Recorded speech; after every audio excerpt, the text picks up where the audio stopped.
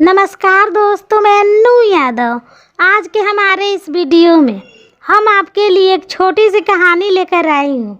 एक नगर में भूख, प्यास, नींद और आशा नाम के 4 बहनें थीं। एक बार चारों बहनों में लड़ाई हो गई।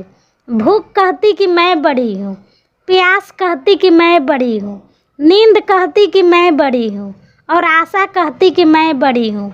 चारों इस विवाद को लेकर राजा के पास पहुंची। एक ने कहा मैं बड़ी हूँ, दूसरी ने कहा मैं बड़ी हूँ, तीसरी ने कहा मैं बड़ी हूँ और इसी प्रकार से चौथी ने कहा कि मैं बड़ी हूँ। राजा ये सुनकर सबसे पहले भूख से कहा, भूख तुम बताओ, तुम कैसे बड़ी हो? तो भूख ने कहा, मैं इसलिए बड़ी हूँ क्योंकि मेरे ही कारण घर में चूल्हे जलते हैं, अच्छे अच्छे पकवान बनते हैं और जब थाली सजा कर दी जाती है तब मैं खाती हूँ, इसलिए मैं सबसे बड़ी हूँ। यह सुनकर राजा ने अपने सैनिकों को आदेश दिया कि जाओ और राज्य के प्रत्येक कोने कोने तक ये घोषणा कर दो कि आज से किसी के घर में भोजन नहीं बनेगा। फिर देखते हैं जब भूख को भूख लगेगी तो वे क्या करेगी। पूरा दिन बीत गई, पूरी रात बीत गई। जब सुबह हुई तो भूख को भूख सताने लगी तो वे इधर उधर भोजन की तलाश करने लगी।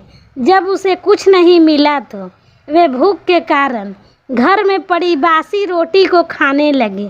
प्यास ये सब देख रही थी। वे तुरंत राजा के पास गई और बोली, हे राजन, भूख हार गई। वे घर में पड़ी बासी रोटी को खा रही है। देखिए, मैं सबसे बड़ी हूँ। राजा ने कहा, तुम बताओ, तुम कैसे बड़ी हो?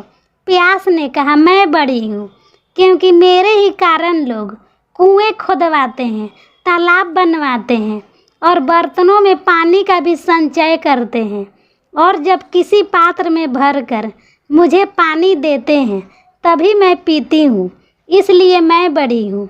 ये सुनकर राजा ने अपने सैनिकों को आदेश दिया, जाओ पूरे राज्य में घोषणा कर दो कि कोई भी कुआं ना खोदवाए, कोई भी बर्तनों में पानी ना भरे, सभी तालाबों और कुएं में कड़ी पहरा लगा दो।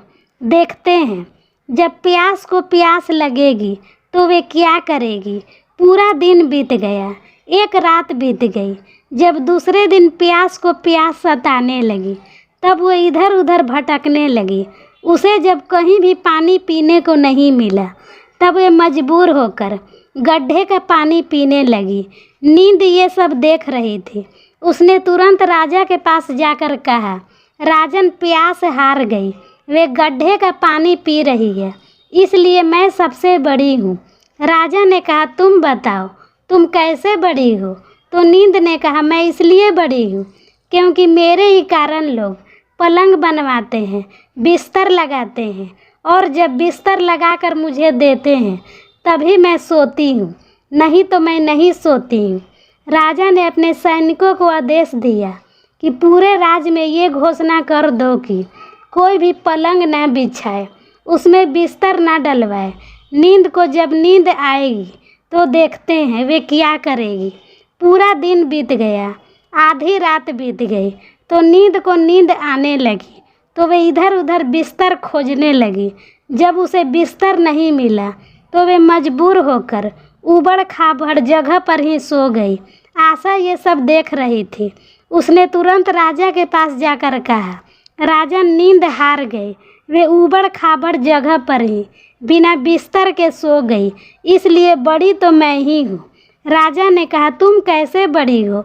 आशा ने कहा, मैं इसलिए बड़ी हूँ क्योंकि लोग मेरे ही कारण काम करते हैं, नौकरी धंधा करते हैं, मजदूरी करते हैं, परेशानी उठाते हैं, लेकिन आशा के दीप को बुझने नहीं देते हैं। राजा ने ये सुनकर अपने सैनिकों को आदेश दिया कि पूरे राज्य में ये घोषणा कर दो कि कोई भी नौकरी ना करे, कोई भी मेहनत मजदूरी ना करे, कोई भी काम धंधा ना करे, कोई भी आशा के दीप को ना जलाए। आशा को जब आस जगेगी तो देखते हैं वे कहाँ जाएगी। पूरा दिन बीता, आधी रात बीती। जब आशा को आस जगी तो वे इधर उधर गई। लेकिन चारों तरफ सन्नाटा था। सिर्फ एक कुम्हार टिमटिमाते दीपक के प्रकाश में काम कर रहा था। वे वहां जाकर टिक गई। कुम्हार ने देखा, उसके सोने का दीपक, सोने का बाती और सोने का महल बन गया। दोस्तों, जिस प्रकार कुम्हार की आशा पूरी हुई, उसी प्रकार आप लोगों को भी आस पूरी हो। आप लोग भी आशा के दीपक प्रज्वलित कर कर्म को करते रहिए। तो दोस्तों, कैसी लगी आपको ये कहानी, हमें कमेंट बॉक्स में लिख कर ज़रूर भेजें। वीडियो पसंद आए तो चैनल को लाइक और सब्सक्राइब करना ना भूलें। वीडियो देखने के लिए धन्यवाद देती हूँ। खुश रहिए, मस्त रहिए, आपका दिन शुभ हो।